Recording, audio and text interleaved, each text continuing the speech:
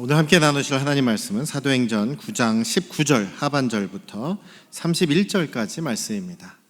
사도행전 9장 19절 하반절 뒷부분부터 31절까지 말씀인데요. 성경 봉독은 19절 하반절에서 25절까지 해드리겠습니다. 25절까지 봉독해드리도록 하겠습니다. 신약성경 203쪽에 있습니다. 사울이 다메섹에 있는 제자들과 함께 며칠 있을새 즉시로 각 회당에서 예수가 하나님의 아들이심을 전파하니 듣는 사람들이 다 놀라 말하되 이 사람이 예루살렘에서 이 이름을 부르는 사람을 멸하려던 자가 아니냐, 여기 온 것도 그들을 결박하여 대제사장들에게 끌어올고 가고자 함이 아니냐 하더라. 사울은 더 힘을 얻어서 예수를 그리스도라 증언하여 다메섹에 사는 유대인들을 당혹하게 하니라. 여러 날이 지남에 유대인들이 사울 죽이기를 공모하더니 그 계교가 사울에게 알려지니라. 그들이 그를 죽이려고 밤낮으로 성문까지 지키거늘 그의 제자들이 밤에 사울을 광주리에 담아 성벽에서 달아내리니라. 사울이 예루살렘에 가서 제자들을 사귀고자 하나 다 두려워하여 그가 제자됨을 믿지 아니하니 바나바가 데리고 사도들에게 가서 그가 길에서 어떻게 주를 보았는지 너무 많이 읽었네요. 네, 여기까지만 하겠습니다. 주께서 그에게 말씀하신 일과 다메섹에서 그가 어떻게 예수의 이름으로 담대히 말하였는지를 전하니라. 아멘. 할렐루야.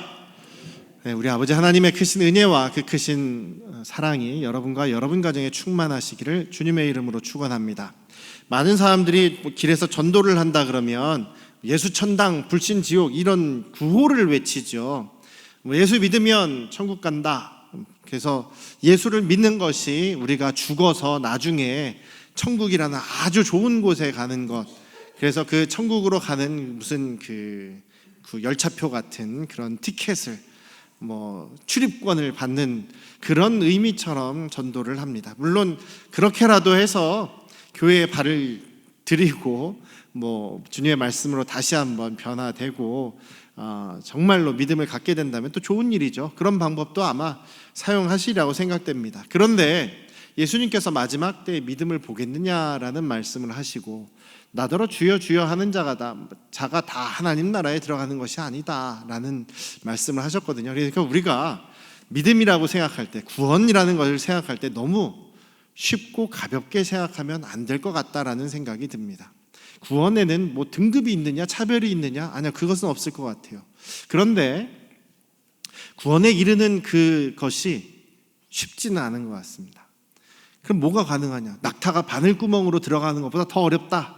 물론 부자에게 한정된 얘기지만 모든 사람에게 마찬가지일 것 같아요. 예수 그리스도의 정말 제자가 되는 것, 그리고 그리스도인이 된다는 것, 하나님의 자녀가 되는 것은 너무나 쉬워 보이지만 어떻게 보면 또 너무나 어려운 일이기도 합니다. 왜냐하면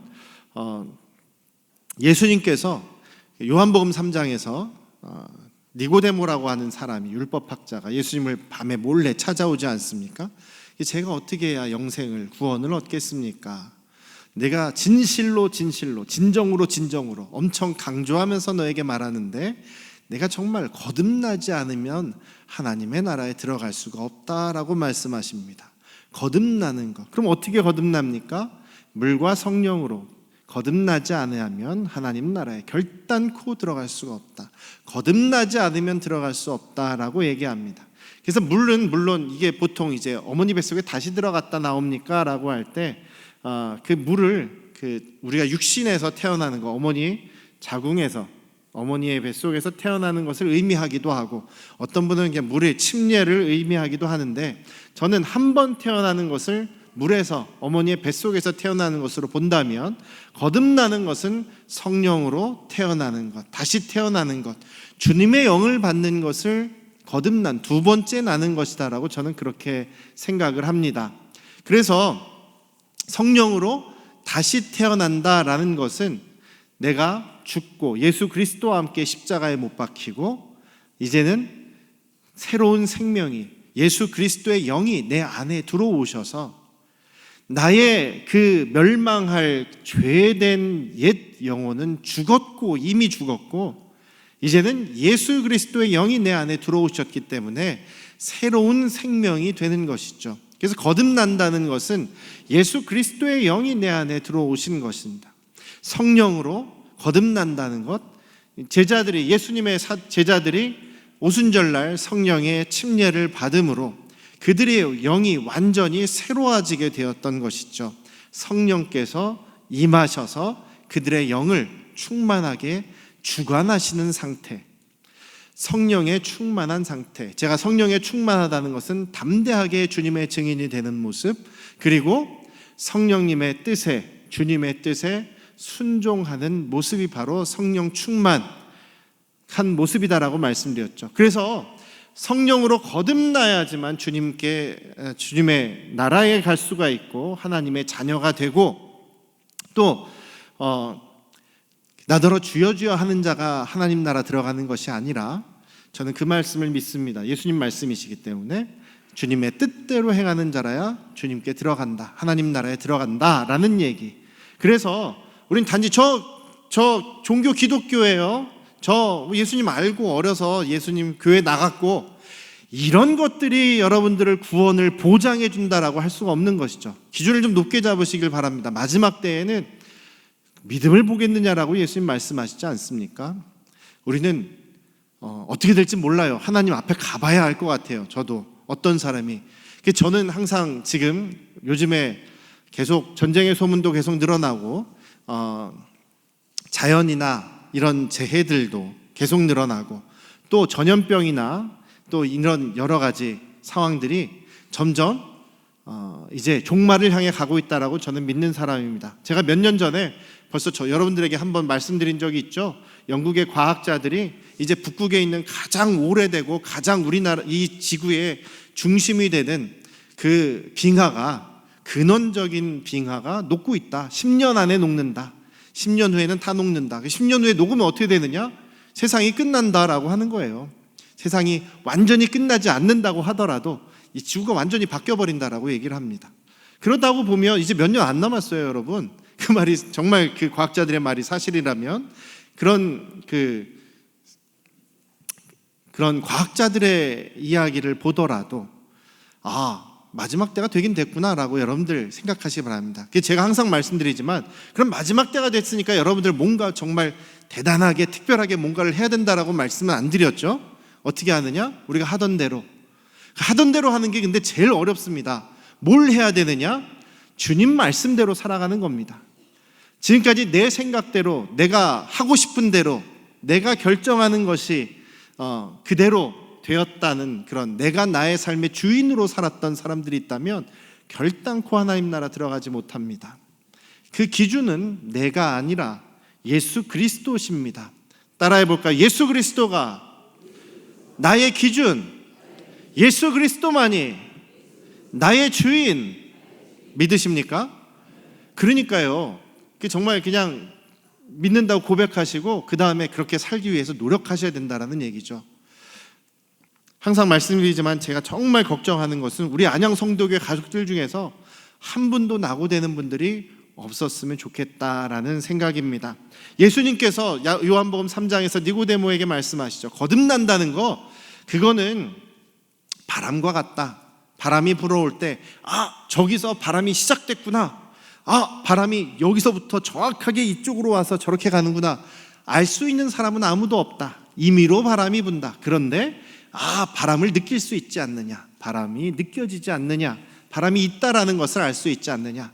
거듭남의 모습도 그러한 것이다. 그 사람이 정말 나 오늘부터 거듭났습니다라고 짠 하고 변하는 수도 있겠지만, 그 사람의 거듭난 것은 열매로 나타난다. 왜냐하면 자기 자신이 주인 되어서 내 생각대로, 내 고집대로, 내 경험대로 하고 싶은 대로 살았던 사람이 예수님이 주인이 되셨지 않습니까? 나를 위해서 죽으시고 부활하신 그 하나님이 나의 주인이시니, 이제 예수님의 명령대로, 예수님의 뜻대로 살게 되다 보면 당연히 그 사람의 모든 것이 변화될 수밖에 없는 것이죠.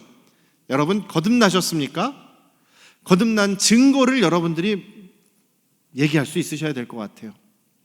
오늘 본문에서 여러 가지로 볼 수 있지만, 오늘은 사울이 예수님을 만나서, 예수님을 이제 소개받아서, 아나니아로부터 전도받아서 예수님을 믿게 됐습니다. 예수님을 영접했습니다. 그리고 안수기도도 받고 침례도 받고 성령으로 거듭났습니다. 성령으로 거듭난 이 사울의 모습이 어떤 모습인지를 몇 가지만 이렇게 살펴보면서 우리 자신을, 저 여러분들 자신들도 한번 곰곰이 한번 생각해 보십시오. 나는 어떤가? 나는 어떤가? 나도 정말 거듭난 사람인가? 나도 정말 구원받은, 변화된 하나님의 자녀인가? 이것을 우리가 한번 점검해 보는 시간 되시기를 주님의 이름으로 축원합니다. 바울 사도가 사울, 여기서는 이제 사울이라고 되어 있고 1차 선교 여행 때 이제 헬라식 이름 바울을 사용을 하고 있습니다만 사울이라고 하겠습니다. 사울의 삶은 보면 예수님을 만나고 믿기 전과 만나고 난 다음의 삶이 완전히 극적으로 드라마틱하게 변했습니다. 바뀌었습니다. 근데 우리들 중에서도 예수님을 영접하고 난 다음에 정말 극적으로 완전히 바뀐 사람도, 급진적으로 바뀐 사람도 있고, 어떤 사람은 변함이 잘 안 보이는 사람도 있어요. 서서히 바뀌는 분들도 있고, 아니면 믿었다는 것이 의심날 정도로 전혀 안 바뀐 사람도 있고, 뭐 그렇습니다만 사울의 모습에서 한번 보도록 하겠습니다. 첫 번째로는 관계에서 변화를 보이고 있습니다. 사울의 변화, 첫 번째로 관계에 있죠. 예수님을 만나고 예수님을 믿기 전에 사울이 주로 교제하던 사람은 누구였겠습니까? 사울이 만나서 이야기하고 차 마시고 같이 밥 먹고 같이 공부하던 사람은 누구였겠습니까? 바리새인들이었겠고, 또 율법학자들이고, 가말리엘 랍비, 또 바리새인 율법학자의 제자였으니까 그 문화에 속해 있는 사람들이었겠고, 또 대제사장들하고도 친했죠. 사울이 대제사장들하고도 친했던 사람입니다. 그래서 그 그리스도인들을 붙잡아서 감옥에 가둘 수 있는 그 명령서를 받을 정도로 이 사울은 그쪽 사람들하고 관계를 맺었던 사람, 교제를 했던 사람입니다. 그런데 여기 보니까 예수님을 믿고 나서 지금 19절에 보니까 뭐라고 되어 있습니까? 사울이 다메섹에 있는 제자들과 함께 며칠 있을세. 자, 사도행전에서요, 제가 전에도 말씀드렸듯이 누가가 그 제자를 얘기할 때, 제자라는 말을 쓸 때 이 제자는 예수님의 12제자가 아닙니다. 예수님의 12제자는 여기서 누가는 사도라고 얘기를 해요. 여기서 사도라고 기록된 사람들은 대부분 예수님의 12사도, 12제자, 그리고 또 예수님의 동생 야고보를 얘기하는 겁니다. 12제자들을 사도라고 이야기하고 있고, 나머지 그럼 제자들은 정말 예수님의 그리스도인들, 성도들을 제자라고 얘기를 합니다. 여기 있는 명칭은 제자는 예수님을 믿고 따르는 성도들을 얘기하는 거예요. 그래서 사울이 지금 다메섹에 있는 제자들과 함께 며칠 있었다. 사울이 지금 예루살렘에서부터 그리스도인들을 붙잡으려고 같이 온 사람들이 있죠. 같이 예수를 잡으려고 했던 사람들 어디 갔습니까? 몰라요. 근데 같이는 안 있어요. 돌아간 것 같기도 하고 그냥 자기들도 흐지부지 그냥 돌아간 것 같아요. 여기에 보면 사울의 교제가 바뀌었어요. 어떤 사람과 교제하게 되었습니까? 예수님의 제자들, 성도들과 교제하고 있어요. 또 25절에 보면, 26절에 보면 사울이 예루살렘에 가는데 누구를 만나고자 갑니까? 제자들과 사귀고자, 예수님을 믿는 성도들과 사귀고자, 교제하고자 합니다. 다 두려워해서 안 믿어줬다는 거죠. 그래서 바나바의 도움을 받고, 바나바의 도움을 받아서 사도들에게 찾아가서 바나바가 사도들에게 찾아가서 사울을 보증을 해주죠. 그래서 사울이 거기서 예수님의 제자들과 성도들과 같이 예루살렘에서 교제하면서 거기서 지냈다라는 얘기가 나와요. 자, 교제권이 완전히 바뀌게 되죠. 관계가 완전히 바뀌게 됩니다. 예수님을 핍박하는 쪽, 유대교 쪽 바리새인들과 또 율법학자들과 대제사장들과 친했던 이 사울이 예수님을 믿고 나서는 완전히 다른 그리스도인들과 교제하며 살아가게 되는 것을 보게 됩니다. 여러분들은 거듭나셨습니까? 거듭난 여러분들, 그리스도인이 되신 여러분들의 교제, 관계는 누구와 맺으십니까? 그렇다고 제가 예수님 믿기 전에 사귀었던 친구들이나 친하게 지냈던 사람들 다 버리란 얘기가 아니에요. 이 사울의 경우 그렇지만 중요한 건 있습니다. 교제 관계는, 중요한 관계들은, 친밀한 관계는 예수님의 제자들, 믿음의 사람들과 함께하고, 자기가 원래 알았던 사람들, 그리고 원래 친하게 지냈던 과거의 사람들은 어떻게 하느냐? 그 사람들에겐 복음을 전합니다. 그것이 사랑의 표현이에요. 그 사람들의 영혼에 대한 안타까운 마음 때문에 사울은 자기가 원래 옛날에 알고 지냈던 사람들에게 복음을 증거하기 위해서 굉장히 노력합니다. 그래서 예수님을 믿게 되면 다시 교제권 안으로 들어오게 되는 것이죠. 그렇지만 중요한 것은요, 여러분들이 정말 거듭난 그리스도인, 예수 그리스도를 믿는 사람들이라면 교제의 관계의 모습이 변해야 되는 것은 당연한 이야기입니다. 예수님을 믿기 전에 여러분들이 만약에 교제를, 정말 즐거움을 추구하면서 유흥과 오락과 또 흥청망청 부를 위해서 사업 관계된 사람들하고만 이렇게 혹은 세속적인 관계들에 계셨다면, 예수님을 믿고 나서 예수님이 주인 되신 여러분들의 관계의 모습은 믿음의 사람들과 더 친밀하고, 믿음의 사람들과 더 사랑하고, 믿음의 사람들과 더 봉사와 섬김을 나누는 그런 모습이 되어야 되는 것이 당연하지 않을까 싶습니다.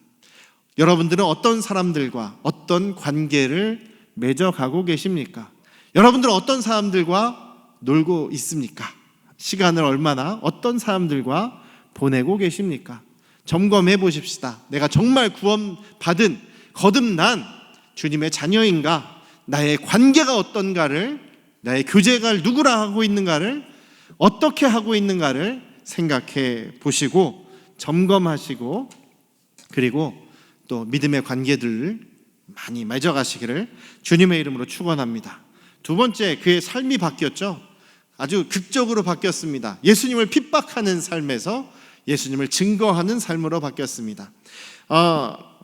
바울의 삶을 보통 사람들이, 신학자들이나 이런 분들이 이제 사도행전 9장 오늘 본문하고 갈라디아서 1장 16절부터 19절까지 하고 고린도후서 11장 32절에서 33절 말씀을 근거로 해서 보통 주후 한 34년경에 바울이 이제 회심을 했다, 예수님을 다메섹에서 만나고 회심했다, 이렇게 알려져 있습니다. 그리고 3년 동안 잠시 다메섹에 있다가 3년 동안 아라비아 사막에 가 있었다. 아라비아에 가 있었다. 아라비아에 가 있었다 그러니까 아라비아 사막을 얘기합니다. 그러니까 아라비아가 뭐냐면 지금의 사우디 아라비아 반도예요. 그 아라비아 반도를 아라비아라고 하는데 아라비아에 3년 동안 가 있었다. 그러니까 또 신학자들은, 신학교에서는 뭐라고 얘기하냐면, 자 봐라, 바울도 3년 동안 아라비아 사막에서 그래서 공부하면서 뭐 신학을 다시 세우고 예수님이 어떤 분이신지를 다시 한번 복습해보고 확인하고, 마치 예수님께서 사역하시기 전에 40일 동안 굶으시고 공생애를 준비하셨던 것처럼 바울도 준비했다, 이렇게 얘기하는데 아니요, 그렇지 않습니다. 왜냐하면 고린도 후서에 보면 오늘 이 말씀의 내용이 비슷하게 나와 있는 것이 있어요. 아라바 왕이 관료들을 보내서 자기를, 내가 다메섹에 있을 때 죽이려고 쫓아왔다, 나를 죽이려고 그들이 노력해서 자기는 광주리에 매달려서 내려가서 이제 피하게 되었다라는 말씀이 고린도후서에 기록되어 있어요. 그래서 바울 사도는요, 워낙에 구약 성경에 아주 도통하신 분이에요. 구약의 신학자 중에서도 굉장히 권위가 있는 사람이에요. 구약의 내용을 다 줄줄 꿰고 있어요. 오늘날에도 유대인들, 굉장히 열심히 있는 유대인들은 그 구약 성경을 다 줄줄 외운다 그래요. 하물며 바울 사도는 이 구약 다 통째로 외우고 있을 정도였죠. 그러니까 더 구약을 공부할 필요가 없습니다. 예수님을 만나서 그분이 메시아구나라는 것을 알게 되고 경험하고, 그 다음에 아나니아와 다메섹에 있는 예수님의 제자들, 그러니까 예수님의 믿는 성도들이 예수님이 어떤 분이신가를 가르쳐 줬을 때 거기서 다 눈이 뜨인 거예요. 그래서 구약에서 말씀하신 그 예언하신 메시아가 예수님이구나라는 것을 쫙 알게 된 거죠. 그래서 20절 말씀 보십시오. 20절 말씀, 사울이 다메섹에 있는 제자들하고 며칠 있는 동안에 즉시로, 여기서 굉장한 말이 나오죠. 즉시로 각 회당에서 예수가 하나님의 아들이심을 증거했다. 이 사울은 이미 예수님이 구약에서 말씀하신 그 메시아라는 것을 쫙 꿰고 있습니다. 거기에서 사람들하고 논쟁을 하는데 전혀 지지 않을 정도예요. 그런데 이분이 다시 3년간 무슨 고행을 쌓고 무슨 3년간 공부를 다시 할 필요가 없는 것이죠. 사울의 이 성품을 봤을 때, 성격을 봤을 때 화끈한 분이죠. 그리고 항상 유대인들을 찾아다니면서 예수님을 그리스도다, 하나님의 아들이다 증거하신 분이에요. 다메섹에서 예수님을 전하고 그리고 아라비아로 넘어가는데, 그 다음 지도를 한번 보시면 아라비아, 그때 당시 아라비아가 저 오른쪽이 이제 아라비아 반도예요. 아라비아, 사우디아라비아 지역에서 지금 저 빨간색 보시면 큰 구역, 근데 저거보다 원래 더 많은 구역을 차지하고 있습니다.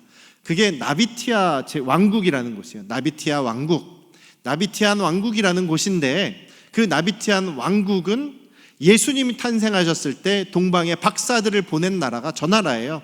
오늘날의 요르단하고 오늘날의 시리아를 또 차지하고 있던 큰 왕국이었습니다. 여러분들 이제 어떤 분들은 이제 성지순례도 갔다 오신 분들이 있을 텐데, 요르단에 있는 페트라라는 곳을 가신 적 있죠? 그게 나비티아 왕국의 수도였어요. 그런데 저 나비티아 왕국이 원래 빨간색이 더 위로 올라가야 돼요. 빨간색으로 제가 동그라미를 친 곳이 다마스커스, 지금의 그때의 다메섹입니다. 다메섹은 시리아의 수도이기도 하고 예수님 당시 아람, 구약에 있는 아람의 제국의 수도이기도 합니다. 그 다메섹에서 바울 사도가 예수님을 만나고 그리고 나서 아라비아로 갔다 그랬는데, 바로 오른쪽으로 조금만 가면 작은 아라비아 광야가 있어요. 거기도 아라비아라고 불리는 거예요.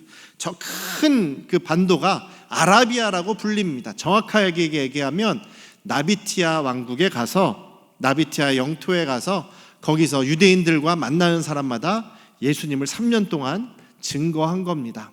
그래서 고린도후서에 보면, 거기에 보면 아레타 왕이 자기를 죽이기 위해서 그 관료들을 보내가지고 여기 다메섹에서 고관들이 죽이려고 했다. 아레다 왕이라고 써있는데, 이 아레다 왕은 어느 나라 왕이냐면 나비티아 왕국의 왕이에요. 주전 8년부터 주후 40년까지 나비티아 왕국에서 왕이었던 분이 이 아레다 왕이에요. 고린도후서에 적혀있는 아레다 왕이에요. 아레다 왕이 왜 뜬금없이 바울 사도를 죽이려고 했겠습니까? 그 3년, 아라비아에 가서 3년 있었다라고 할 때 그 3년 동안 바울 사도의 성격상 복음을 증거한 거죠. 나비티아 왕국에서, 그 아라비아 땅에서 복음을 전했기에 이 아레다 왕이 열받아가지고 자기 관료들을 시켜서 바울을 잡아오게 했습니다. 바울은 다시 거기서 다메섹으로 와 있었는데, 그 다메섹에도 나비티아 왕의 영향력이 끼쳐 있는 곳입니다. 그래서 거기에서 유대인들을 동원하고 자기 그 관료들, 군인들과 함께 바울을 잡으려고, 바울을 죽이려고 그 도시를 꽁꽁 포위를 하고 있었던 거죠. 유대인들 몇 사람이서 바울을 죽이려고 그렇게까지 혈안이 되어 있어서 바울이 그 사람들을 피해서 광주리에까지 타고 내려갈 이유가 없는 것이죠. 이 나비티아 왕인 아레다 왕이 관료들 보내서 유대인들과 함께 바울을 죽이려고 했기에 그 광주리에 매달려서 피신을 하게 되었던 것입니다. 이렇게 바울 사도의 삶은요, 다메섹에서 예수님을 만나고 나서 얼마 있지 않아서 곧장 복음을 전했습니다. 그리고 3년여 가까이 바로 옆에 있는 아라비아 나비티아 왕국에서 예수님의 복음을 또 전했어요. 그리고 거기서 핍박을 받자 도망을 다시 다메섹으로 도망오게 되었고, 거기에서 목숨의 위협을 받아서 벌써 3년쯤 되니까 사울의 제자들이 생겼죠. 그 제자들이 사울을 광주리에 태워서 피신을 시켜줍니다. 그래서 거기서 피신해서 다시 예루살렘에 오게 되고, 예루살렘에서 베드로와 야고보를 만나게 되고, 거기에서 성도들과 교제하면서 또 복음을 증거해서 거기서 또 유대인들이 또 바울을 죽이려고 하고, 그래서 다시 피신을 간 것이 그 지중해 쪽에 있는 가이사랴, 그리고 거기서 배를 타고 다소로 가게 되는 것이었습니다. 사울의 삶 전체를 보시면 항상 그의 삶은 예수님을 증거하는 삶이었습니다. 예수님을 믿고 거듭난 주님의 자녀라면 그리스도인이라면 그의 삶의 모습에서 당연히 예수님의 이름이 나와야 되고 예수님을 증거하는 모습이 나와야 되고 예수님을 드러내는 모습이 나와야 되는 것이 당연한 것이죠. 예수님을 믿은 여러분, 거듭나셨다고 내가 오늘 당장 죽어도 천국 갈 수 있다고 하시는 여러분들, 지금까지 예수님을 믿은 후에 얼마나 많은 사람에게 주님의 복음을 이야기하셨습니까? 예수님을 증거하신 적이 있습니까? 예수님을 믿어야 구원받는다, 우리 함께 교회 가자, 이런 얘기라도 해보신 적이 있습니까? 없다면 곰곰이 생각해 보셔야 돼요. 내가 정말 예수 믿는 사람인가? 예수님이 나의 주인이신가? 왜냐하면 예수님이 나의 주인이시면 예수님 명령에 순종해야 되잖아요. 가서 모든 민족으로 제자를 삼아라. 아버지와 아들과 성령의 이름으로 침례를 줘라. 내 증인이 되라. 예수님의 말씀에 순종해야 되지 않겠습니까? 또 예수님의 말씀, 명령 무엇이 있습니까? 하나님을 사랑하고 이웃을 사랑해라. 주님의 명령이지 않습니까? 여러분들은 예수님을 나의 주인이라고 모시고 계십니까? 그렇다면 예수님의 말씀에 순종하고 계십니까? 안 하고 있다면 곰곰이 생각해 보셔야 돼요. 내가 과연 정말로 구원받은 하나님의 아들, 딸인가? 우리 안양 성도교회 모든 가족들은 정말 거듭나서 주님의 자녀로서 영원한 하나님 나라, 또 하나님의 자녀로서 살아갈 수 있기를 주님의 이름으로 축원합니다. 세 번째는 태도라고 생각해 봤습니다. 조금 요거는 억지로 좀 맞춘 면이 있는데요. 사울의 뭘까요? 사울의 성품이나 그 태도에 뭐냐면 고집이 있어요. 자기가 믿는다, 내가 이게 진리다, 이게 사실이다라고 생각하는 거에서는 전혀 타협하지 않고 저돌적으로 막 그냥 부딪히고 싸우고 또 핍박하고 이런 모습이 있었습니다. 예수님 믿기 전에. 그래서 스데반을 죽이면서도 내가 잘하고 있는 거야, 하나님의 일을 하는 거야, 이렇게 착각을 하던 사람이에요. 그게 사울의 믿음이었습니다. 그게 사울의 성품이었던 거죠. 불의와는 난 절대 타협하지 않는다, 고집스럽게 막 부딪히는 사람이었어요. 만약에 사울이 그 옛날 옛성품 그대로였다면 예수님을 믿고 나서 이렇게 복음을 증거하니까 사람들이 막 죽이려고 그래, 자기를. 그러면 옛날 모습 같았으면 사울이 그랬을 것 같아요. 죽일 테면 죽여봐라. 내가 진리를 말하는데 누가 나를 뭐 이렇게 반박도 못하면서 나를 논리적으로 이기지도 못하면서 죽여봐라, 죽일 테면 죽여봐라, 이랬을지도 모르겠습니다. 사울의 고집스러운 면, 공격적인 면, 담대한 면, 저돌적인 모습, 그것을 생각해 보면 죽이면 죽을지언정 나는 뜻을 꺾지 않는 선비 같은 사람이었을지도 모르겠어요. 근데 여기서 보면 제자들이 탈출하십시다, 어떻게 보면 좀 부끄럽지 않습니까? 광주리에 거기 숨어가지고 성벽 타고 내려와서 도망을 쳐야 한다는 것이 그 사울의 자존심이 허락했을지는 모르겠어요. 그런데 제자들이 말하는 것을 듣지 않습니까? 예루살렘에 가서도 거기서 제자들이, 믿음의 사람들, 성도들이 당신을 지금 죽이려고 하니까 피하십시다, 가이사랴로 갔다가 다소로 어쨌든 좀 피해서 기다리십시다, 상황을 좀 지켜보십시다 라는 말에 사울은 그 말을 들어줍니다. 어떻게 보면 굉장히 많이 사람이 융통성이 있어졌어요. 많이 유연해졌어요. 그리고 26절 같은 경우에 사람들이 저 이제 예수님 믿습니다, 저도 성도입니다, 같이 친하게 지내보십시다 라고 하는데 안 믿어주잖아요. 사람들이 안 믿어주잖아요. 그래서 막 두려워하고 슬슬 피해 다니고 그러면 기분 나쁠 것 같아요. 저 사람들은 왜 소가만 살아왔나, 왜 이렇게 나를 못 믿어주나 하고 화가 났을지도 모르겠어요. 근데 사울의 모습은 그렇지 않죠. 화를 낸다거나 자기 혈기를 가지고 싸우는 모습이 아닌 평화하는 모습, 바나바에게 도움을 청하는 모습을 보이게 됩니다. 그런 모습도 거듭난 사람의 모습, 거듭난 사람의 성품이 아니겠는가.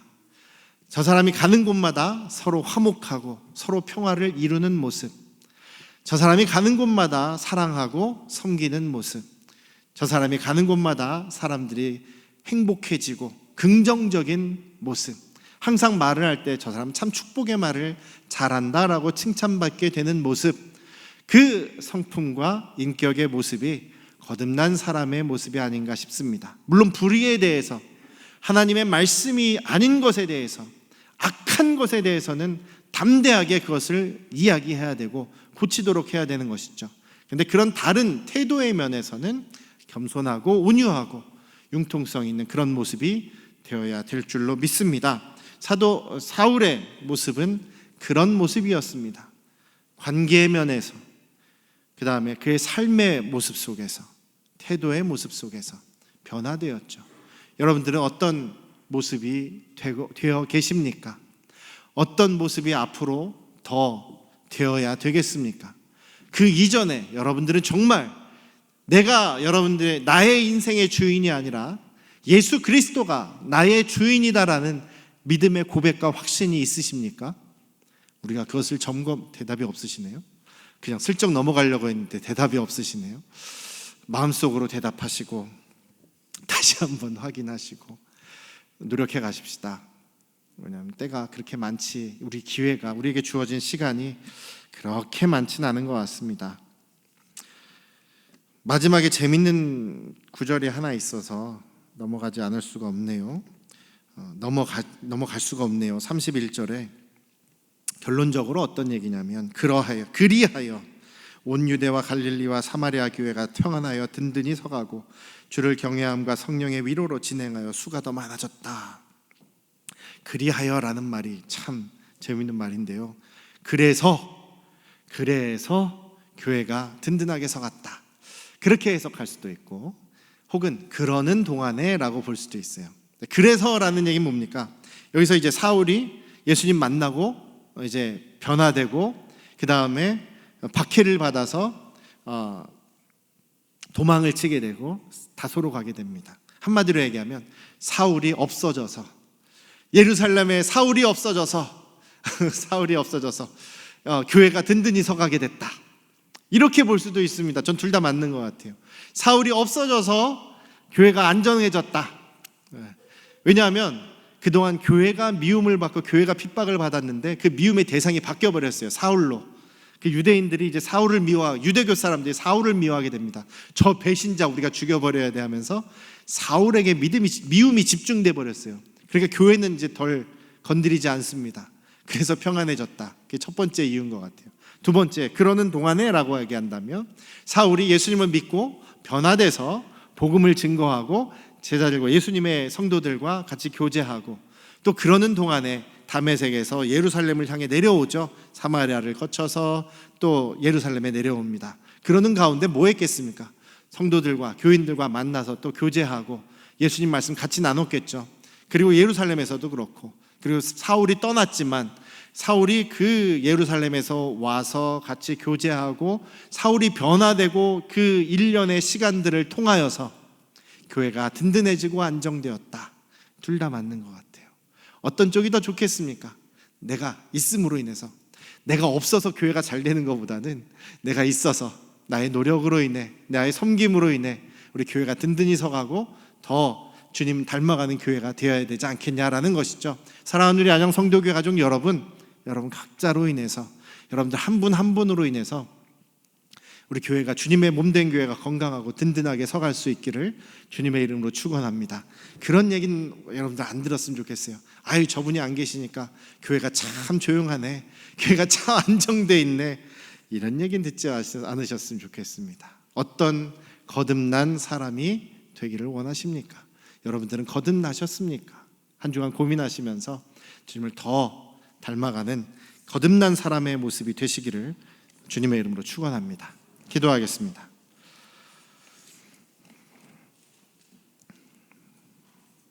너희가 물과 성령으로 거듭나지 아니하면 결단코 하나님 나라에 들어갈 수가 없다. 나더러 주여 주여 하는 자가 하나님 나라에 들어가는 것이 아니라 오직 아버지의 뜻대로 행하는 자라야 들어갈 수 있느니라. 우리 안양 성도교회 모든 가족들은 성령으로 거듭난 사람들, 거듭난 그리스도의 제자, 하나님의 자녀들이 되기를 원합니다. 또 거듭난 사람으로서의 믿음의 삶, 증거의 삶, 또 인격적인 주님께 칭찬받는 우리 안양 성도교회 모든 가족들이 되기를 원합니다. 성령께서 저희를 더 강하게 주장하여 주시고 성령께서 우리의 길을 하루하루 인도하여 주시옵소서. 이제는 우리를 죄에서 구원하신 예수 그리스도의